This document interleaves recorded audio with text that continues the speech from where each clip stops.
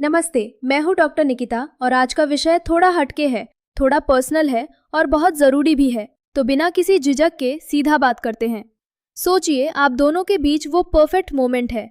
Lights डाम है, music बज रहा है, आप एक दूसरे के करीब हैं, सब कुछ एक्साइटिंग लग रहा है।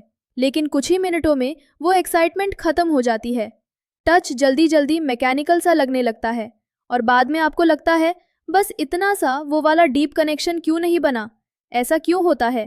क्या आपने सच ये है कि हम में से बहुत सारे लोग, खासकर पुरुष, एक कॉमन गलती करते हैं और वो है उस हिस्से पर फोकस करना जिसे हम टारगेट जोन समझते हैं, लेकिन उसको टच करने का सही तरीका नहीं जानते और फिर ना वो उतना कनेक्ट कर पाते हैं ना खुद उतना एंजॉय कर पाते हैं। तो आज मैं आपको बताऊंगी कि कैसे आप अपनी इंटीमेसी को और ज़्यादा कनेक्टेड, ज़्यादा सेंशुअल और इमोशनली स्ट्रांग बना सकते हैं, वो भी सिंपल टेक्निक्स के साथ जो काम करती हैं। पहली और सबसे इम्पॉर्टेंट बात जो मैं हमेशा कहती हूँ, कंसेंट और कम्युनिकेशन। आपको लगता है कंसेंट वो तो ऑब्वियसली होती है, but let me ask you something. क्या आपने कभी अपने पार्टनर से ये पूछा है कि आपको कैसा टच पसंद है, सॉफ्ट, स्लो या थोड़ा फर्म? या आप अज्यूम करते हैं कि जो आपको अच्छा लगता है वो उन्हें भी अच्छा लगेगा? बहुत बार बिना पूछे हम सडन या बहुत रफ टच कर देते हैं जिससे वो डिस्कम्फर्ट क्रिएट कर सकता है। याद रखिए, फीमेल बॉडी का सबसे बड़ा सेंसिटिव ऑर्गन उसका ब्रेन और नर्वस सिस्टम होता है। जब वो इमोशनली सेफ फील करती है तभी उसका बॉडी सही तरीके से रिसोन करता है। तो पहले पूछिए, देखिए, ऑब्जर्व कीजिए, उसका ट्रस्ट जीतिए, फिर आगे बढ़िए। अब आते हैं टेक्निक्स पर। पहले ये समझते हैं कि सबसे बड़ी गलती क्या होती है। बहुत सारे लोग डायरेक्ट सेंटर पर फोकस कर लेते हैं, जैसे वो एक बटन है जिसे प्रेस करते ही मैजिक हो जाएगा। But that's not how it works. वो हिस्सा बहुत सेंसिटिव होता है। अगर आप वहाँ सीधा प्रेशर डालेंगे तो वह उच्च या टू मच फील कर सकती है और फिर सारा मूड ऑफ। तो क्या करें? आइए मैं आपको 2 सिंपल अप्रोचेस बताती हूँ।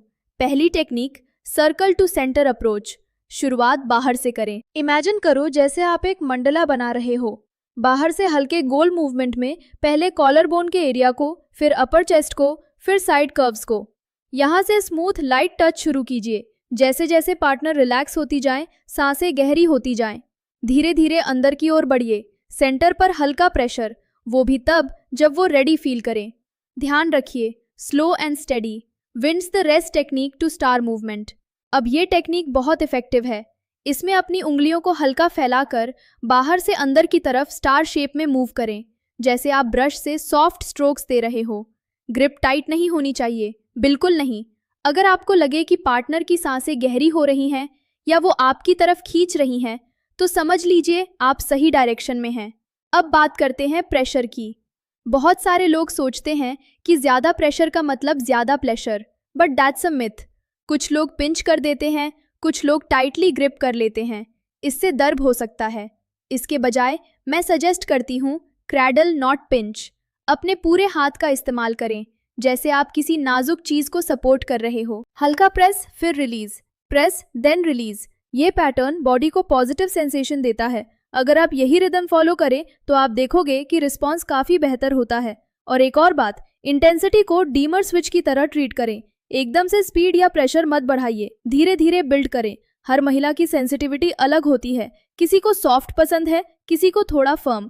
तो बॉडी लैंग्वेज पढ़ना सीखिए। सांसों की रफ्तार, हल्की मूवमेंट, सॉफ्ट साउंड्स, ये सब ब्रेन सिग्नल होते हैं। इन्हें इग्नोर मत कीजिए। अब ये पॉइंट बहुत लोग मिस कर देते हैं। सिर्फ एक जगह पर लगातार फोकस मत रखिए।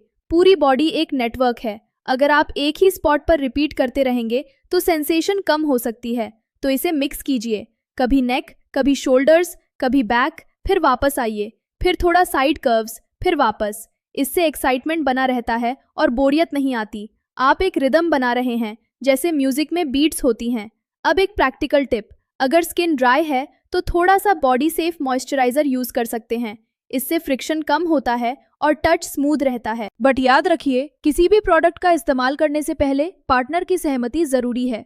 और हाँ, एक और बात जो मैं हमेशा अपने सेशंस में ऑब्जर्व करती हूँ, लोग आफ्टर केयर भूल जाते हैं। एक्ट खत्म होते ही साइड हो जाना, फोन उठा लेना या चाय बनाना सबसे बड़ी मिस्टेक है। वो कुछ मिनट जो आप बाद में साथ बिताते हो, वो उतने ही इम्पॉर्टेंट होते हैं जितना कि एक्ट इटसेल्फ।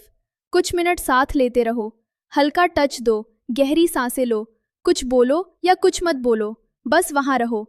बहुत सी महिलाओं ने मुझे बताया है कि उनके लिए यही मोमेंट सबसे ज़्यादा स्पेशल होता है, जब उन्हें लगता है कि उनका पार्टनर सिर्फ खत्म करने के लिए नहीं बल्कि उनके साथ रहने के लिए है।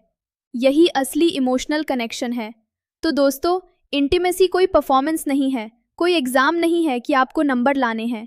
ये है समझ, पेशेंस और प्रेजेंस का खेल। जब आप जल्दबाजी छोड़कर ध्यान से, रिस्पेक्ट से और धीरे धीरे आगे बढ़ते हो तो वही पल आपके रिश्ते में नई एनर्जी ला सकते हैं।